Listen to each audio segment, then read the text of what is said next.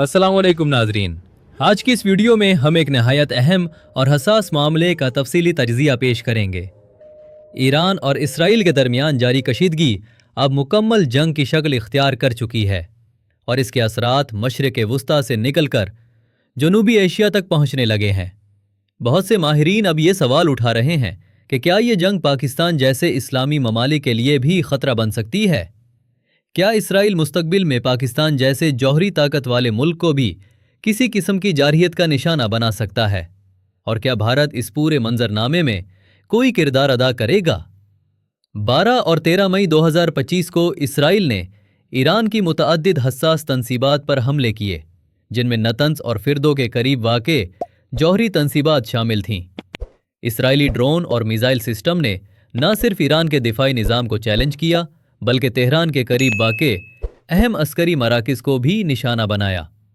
इन हमलों के जवाब में ईरान ने भी बैलिस्टिक मिसाइल्स, ड्रोन्स और क्रूज़ मिसाइल्स के ज़रिए इसराइल के मुतअद्दिद फ़ौजी अड्डों पर हमले किए।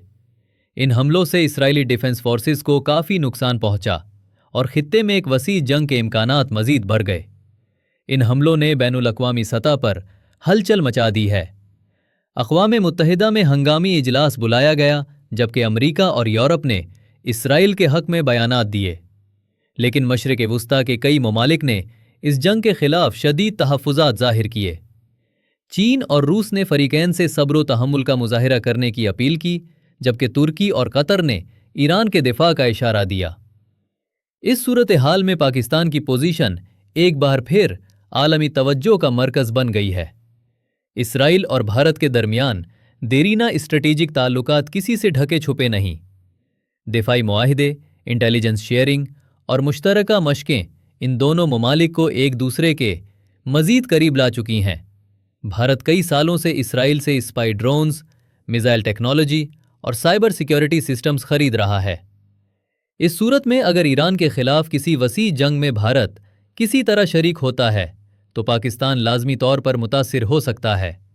इस वक्त पाकिस्तान एक जौहरी ताकत है जिसके पास शाहीन, गौरी और बाबर जैसे बैलिस्टिक मिसाइल सिस्टम्स मौजूद हैं। फ़ज़ाइया के पास जो इलेक्ट्रॉनिक वारफेयर और बीवीआर मिसाइल्स से लैस है। पाकिस्तान नेवी ने हालिया बरसों में अपनी सलाहियतों में खातिर खा इजाफा किया है, जिसमें क्रूज़ मिसाइल से लैस आबदोज़ी और जदीद जंगी जहाज़ शामिल हैं। अर्जी दिफा में पाकिस्तान के पास HQ-9B और LY-80 जैसे एयर डिफेंस सिस्टम्स मौजूद हैं, जो किसी भी फ़ज़ाई हमले का मौसर जवाब देने की सलाहियत रखते हैं। इस सारी सूरत हाल में एक ख़तरा ये भी है कि अगर इसराइल अपने मशरिक़ वुस्ता के मुखालिफिन के साथ साथ दीगर इस्लामी ममालिक को भी गैर मुस्तहकम करने की पॉलिसी पर गामजन रहा तो पाकिस्तान जैसे मुल्क को भी किसी न किसी बहाने टारगेट किया जा सकता है। माजी में इसराइली मीडिया और थिंक टैंक्स की जानिब से इस बात का उंदिया दिया गया था कि अगर पाकिस्तान ईरान की हिमायत में बराह रास्त कदम उठाता है तो इसराइल मुमकिना तौर पर पाकिस्तान के एटमी प्रोग्राम को खतरा तस्वुर करेगा। अगरचे पाकिस्तान ने अभी तक इस जंग में किसी किस्म की अमली शिरकत नहीं की, लेकिन मुल्क की हसास सूरत हाल, जोग्राफियाई अहमियत और आलम इस्लाम में इसकी हैसियत के बायस इसराइल और भारत जैसे ममालिक की नज़रें हमेशा से इस पर रही हैं। यही वजह है कि पाकिस्तान को न सिर्फ सिफारती सतह पर मोहतात रहने की ज़रूरत है, बल्कि दिफाई सतह पर भी मुकम्मल अलर्ट रहना होगा। पाकिस्तान के पास अस्करी हवाले से वो तमाम वसाइल मौजूद हैं जो इसे एक मजबूत दिफाई लाइन फराहम करते हैं। JF सिपरा के साथ साथ पाकिस्तान ने हालिया बरसों में चीनी मदद से PL-15 और CM-400 जैसे एडवांस मिसाइल्स हासिल किए हैं। नेवी के पास अगस्ता नंडे B तर्ज की आबदोज़ी मौजूद हैं, जिन्हें क्रूज़ मिसाइल से लेस किया गया है। एयर डिफेंस सिस्टम्स में पेशरफ्त ने पाकिस्तान की फ़ज़ाई हदूद को महफूज बनाने में कलीदी किरदार अदा किया है।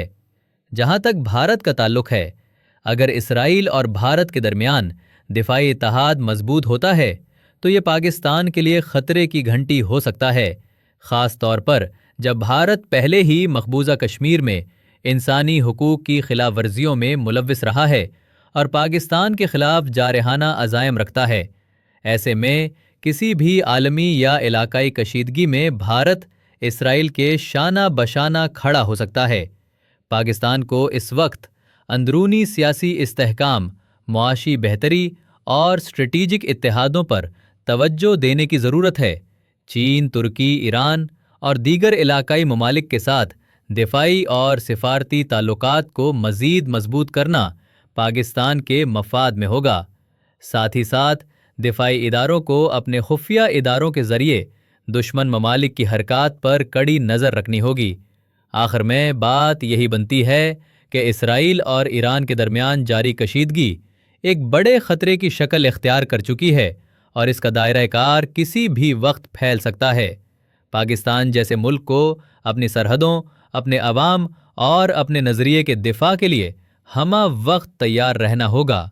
سفارت، عسکری تیاری اور میڈیا کے محاذ پر ایک مربوط حکمت عملی ہی پاکستان کو ہر طرح کی بیرونی جارحیت سے محفوظ رکھ سکتی ہے۔